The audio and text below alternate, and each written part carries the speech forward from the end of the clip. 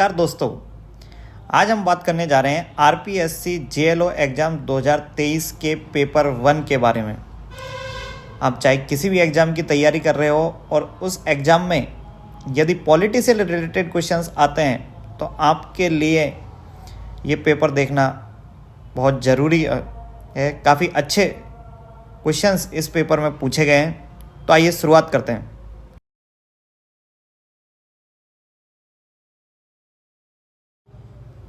Question number 1 है, निम्नलिखित में से किस मामले में संसद को राज्य सूची पर कानून बनाने की शक्ति नहीं है?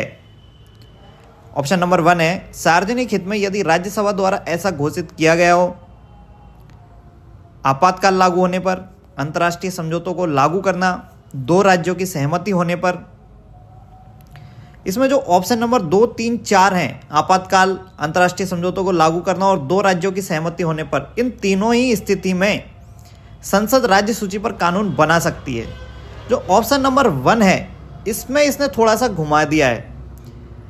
सार्वजनिक हित पूछा गया है। यदि सार्वजनिक हित की जगह पर यदि राष्ट्रीय हित पूछा जाता तो राष्ट्रीय हित के विषय में राज्यसभा यदि घोषित कर दे तो संसद राज्य सूची के विषय पर कानून बना सकती है, लेकिन सार्वजनिक हित के विषय पर संसद राज्य सूची के विषय पर कानून नहीं बना सकती है। तो इसमें आप पूछा था कि नहीं है, तो ऑप्शन नंबर 1 राइट आंसर हो जाएगा। आगे चलते हैं, दूसरे प्रश्न की बात करते हैं। किस बात में सर्वोच्च न्यायालय ने निर्णय दिया कि संसद को मूल अधिकारों में संशोधन की शक्ति प्राप्त है, परंतु वह संविधान के मूल ढांचे में किसी प्रकार का परिवर्तन नहीं कर सकती है? तो पूछा गया है कि ऐसा कौन सा बात था जिसमें सर्वोच्च न्यायालय ने निर्णय दिया कि मूल अधिकारों में तो संशोधन हो सकता है, लेकिन संविधान के मूल ढांचे में किसी प्रकार का कोई परिवर्तन नहीं हो सकता है। तो ऑप्शंस देखते हैं। आत्म प्रकाश बनाम हरियाणा राज्य, के राय बनाम भारत संघ, केशवानंद भारतीवाद, एसपी गुप्तावाद।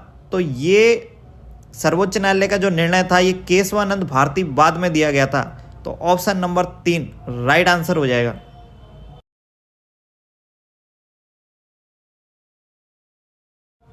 क्वेश्चन नंबर 3 की बात करते हैं। भारतीय संविधान के अनुच्छेद 23 के अनुसार अधिकार उपलब्ध होगा केवल गैर नागरिकों को, किसी भी व्यक्ति को, केवल भारतीय मूल के व्यक्तियों को, केवल नागरिकों को। बहुत ही अच्छा सवाल पूछा गया है और इसका राइट आंसर होगा किसी भी व्यक्ति को।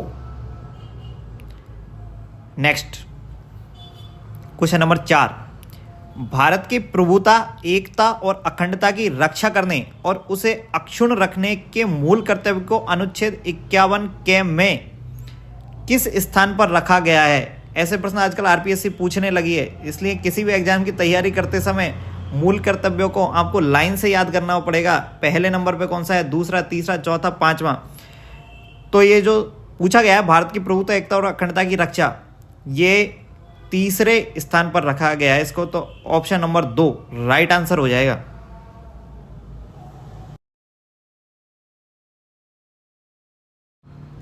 नेक्स्ट क्वेश्चन नंबर 5 की बात करते हैं।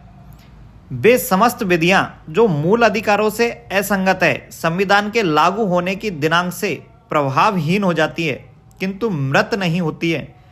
वे केवल मूल अधिकारों द्वारा आच्छादित हो जाती हैं और सुषुप्तावस्था में रहती है। यह सिद्धांत कहलाता है। ऑप्शन नंबर 1 पृथक्करणीयता का सिद्धांत, ग्रहण का सिद्धांत, सार एवं तत्व का सिद्धांत, प्रसाद का सिद्धांत। तो ऑप्शन नंबर 2 ग्रहण का सिद्धांत इस प्रश्न का सही जवाब होगा। आगे बात करते हैं प्रश्न नंबर 6, संविधान के अंतर्गत अनुच्छेद इंगित कीजिए जिसके द्वारा अस्पृश्यता का अंत किया गया है। तो अस्पृश्यता का अंत मौलिक अधिकारों के अंतर्गत आता है, अनुच्छेद आर्टिकल 17, अनुच्छेद 17। ऑप्शन नंबर 3 राइट आंसर हो जाएगा। नेक्स्ट, निम्नलिखित में से किसे बंदी प्रत्यक्षीकरण केस के नाम से जाना जाता है? ऑप्शन नंबर 1 एडीएम जबलपुर बनाम शिवकांत शुक्ला, हुसैन आरा बनाम गृह सचिव बिहार राज्य, भीम सिंह बनाम जम्मू कश्मीर राज्य, केशवानंद भारती बनाम केरल राज्य। तो ऑप्शन नंबर 1 एडीएम जबलपुर बनाम शिवकांत शुक्ला केस को बंद प्रत्यक्षीकरण केस के नाम से भी जाना जाता है। ऑप्शन नंबर 1 राइट आंसर हो जाएगा। अगला क्वेश्चन नंबर 8, प्रथम संविधान संशोधन अधिनियम 1951 द्वारा निम्न में से कौन सा अनुच्छेद संविधान में सम्मिलित किया गया? जो पहला संविधान संशोधन हुआ था 1951 में, उसके द्वारा संविधान में कौन सा अनुच्छेद निम्नलिखित अनुच्छेदों में से शामिल किया गया था, वो हमें बताना है। तो ऑप्शन नंबर 1 है अनुच्छेद 15(5), अनुच्छेद 15(4), अनुच्छेद 15(2), अनुच्छेद 15(3। तो ऑप्शन नंबर 2 अनुच्छेद 15(4) इस प्रश्न का सही उत्तर होगा। नेक्स्ट, निम्न में से कौन सा अनुच्छेद प्राइवेट व्यक्ति के विरुद्ध भी प्रवर्तनीय है? अनुच्छेद 18, अनुच्छेद 15(2), अनुच्छेद 16 और अनुच्छेद 14। Which of the following article can be enforced against private individual also? तो आर्टिकल 15(2) ये प्राइवेट व्यक्ति के विरुद्ध भी प्रवर्तनीय है। तो ऑप्शन नंबर 2 राइट आंसर हो जाएगा।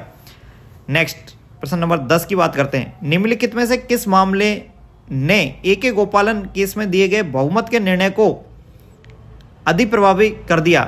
तो मेनका गांधी बनाम भारत संघ बाद में ए.के. गोपालन केस में जो बहुमत का निर्णय दिया गया था उसको ओवर रूल्ड कर दिया गया। तो ऑप्शन नंबर 3 राइट आंसर हो जाएगा। नेक्स्ट, निम्न में से विषम इंगित करें। शोषण के विरुद्ध अधिकार, शैक्षणिक एवं सांस्कृतिक अधिकार, संपत्ति का अधिकार और समता का अधिकार। तो ये बाकी सारे मौलिक अधिकार है, लेकिन संपत्ति के अधिकार को मौलिक अधिकार से हटा दिया गया है, इसलिए जो विषम है, विषम इंगित करना था, तो ऑप्शन नंबर 3 इसका राइट आंसर हो जाएगा।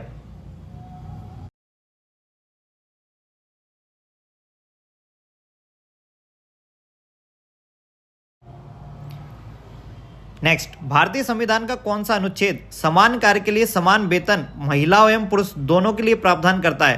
तो आर्टिकल 39 संविधान का अनुच्छेद 39 यह प्रावधान करता है।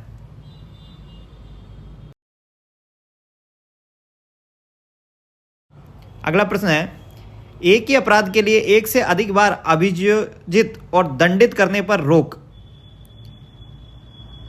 ऑप्शन नंबर 1 न्यायालयों द्वारा विकसित एक सिद्धांत है, भारतीय दंड संहिता में निहित है, भारत के संविधान में निहित है और नैसर्गिक न्याय का सिद्धांत है।